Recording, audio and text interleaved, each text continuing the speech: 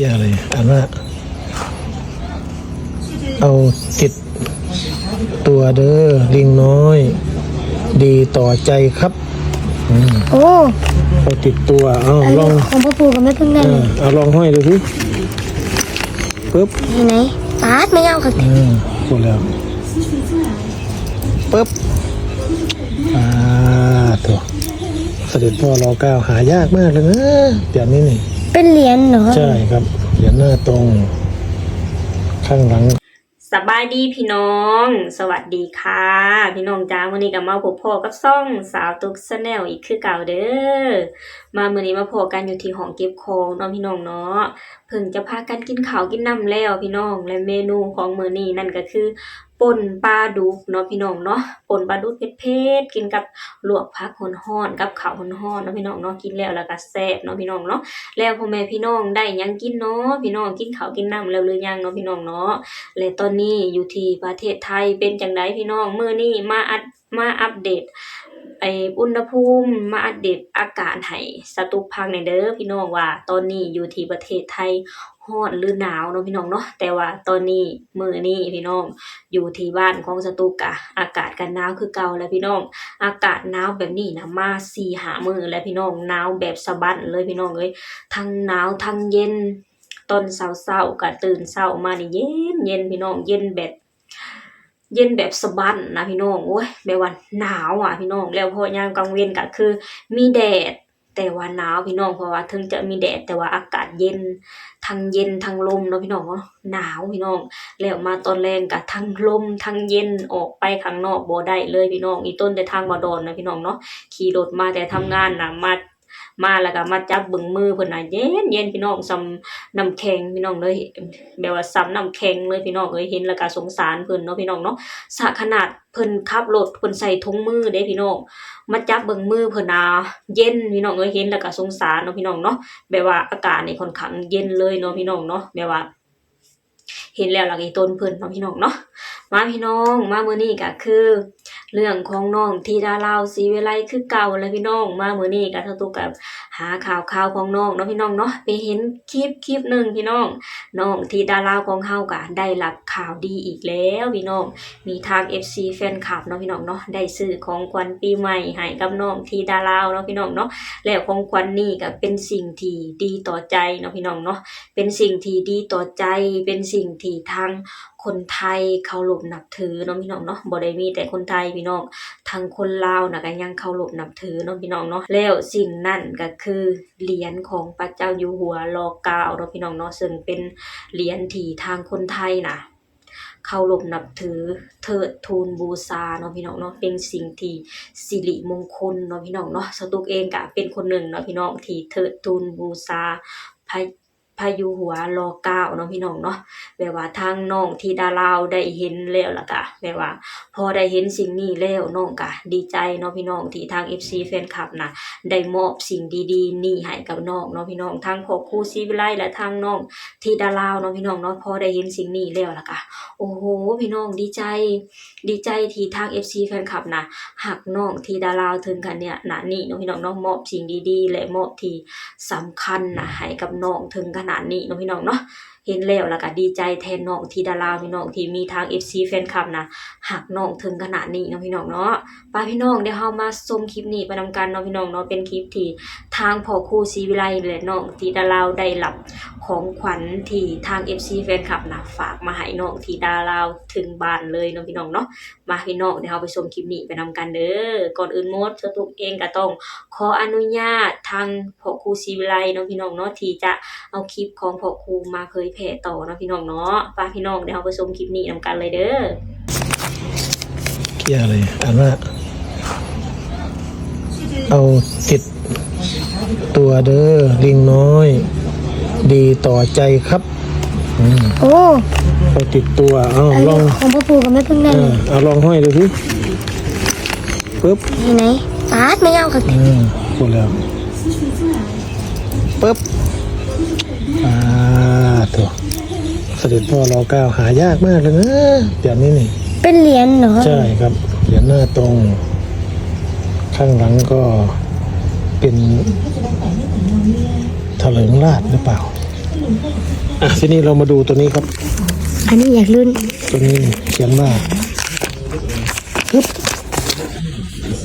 มอบให้ลิงสมุยจากลุงศรีสุข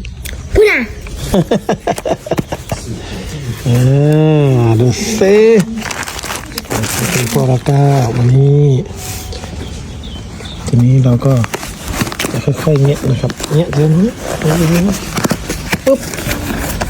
น่าจะเป็นอะไรสักอย่างนี่แหละถ้ามีหางโผล่มาแบบนี้นี่น่าจะเป็นงูไหมหาง ไม่มีหาง นั่นไง อย่า เป็นไงคุณลุงศรีสุขครับมอบมาให้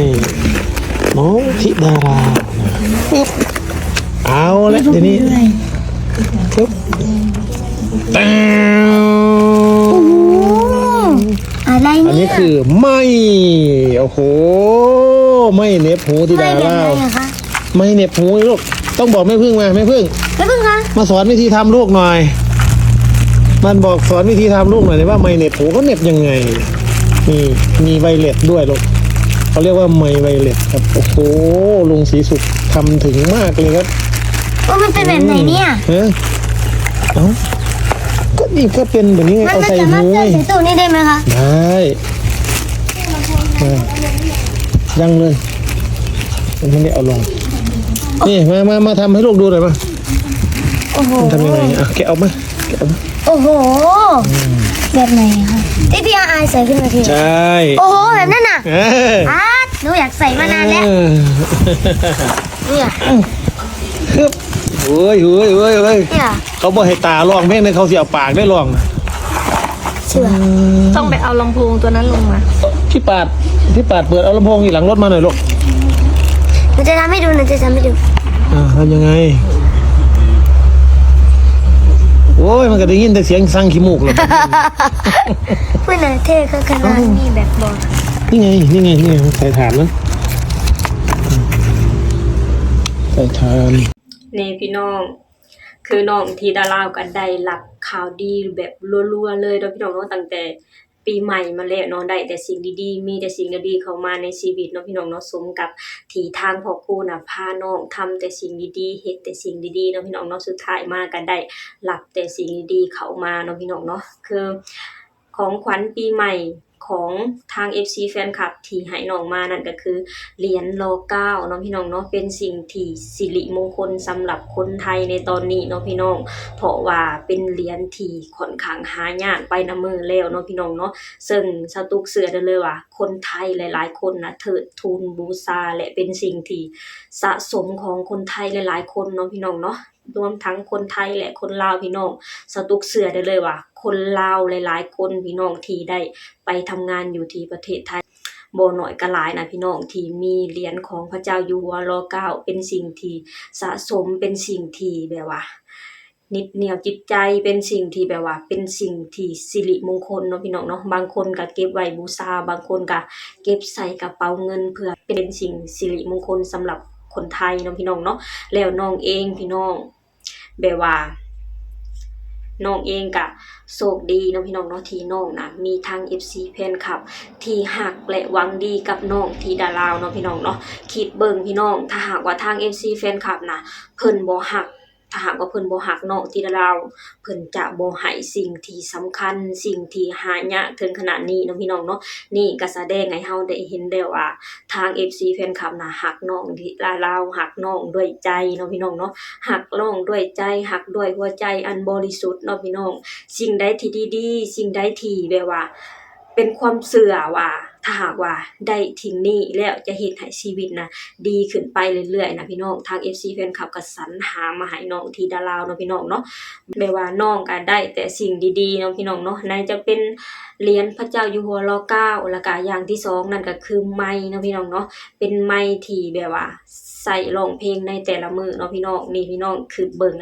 ถ้าหากว่าทาง FC แฟนคลับบ่ฮักน้องที่ดาราวเพิ่นคือสิบ่ให้ถึงขนาดนี้เนาะพี่น้องเนาะแต่ละสิ่งที่เพิ่นให้มีแต่สิ่งที่สำคัญและสิ่งที่จำเป็นทั้งนั้นเนาะพี่น้องเนาะสตุกเองก็ต้องขอขอบคุณทาง FC แฟนคลับเนาะพี่น้องที่ฮักและเอ็นดูเด็กน้อยลาวคนนี้เนาะพี่น้องเนาะและสตุกเองก็ขอให้น้องที่ดาราวนะจงเป็นเด็กน้อยคำฮู้แบบนี้เป็นเด็กน้อยที่น่าฮักแบบนี้ของ FC แฟนคลับตลอดไปเนาะพี่น้องเนาะแบบว่าไผ พยายามสร้างสรรค์ผลงานออกมาหลายๆฝึกฝนหล่อหลอมเจ้าของออกมาหลายๆเนาะพี่น้องให้สมกับทาง FC แฟนคลับน่ะฮักและเอ็นดูน้องธิดาลาวเนาะพี่น้องเนาะและก็ขอให้น้องธิดาลาวน่ะเป็นเด็กน้อยคำฮู้เป็นเด็กน้อยคำฮู้เป็นเด็กน้อยที่น่าฮักของพ่อครูศรีวิไลและก็ของ FC แฟนคลับแบบนี้ตลอดไปเนาะพี่น้องเนาะโอเคพี่น้องสำหรับคลิปนี้สตุกเองก็จะขอจบลงเท่านี้ก่อนเด้อฝากให้พี่น้องช่วยกดไลค์กดแชร์กดติดตามให้ช่องสาวตุก Channel แหน่เด้อสบายดีสวัสดีค่ะ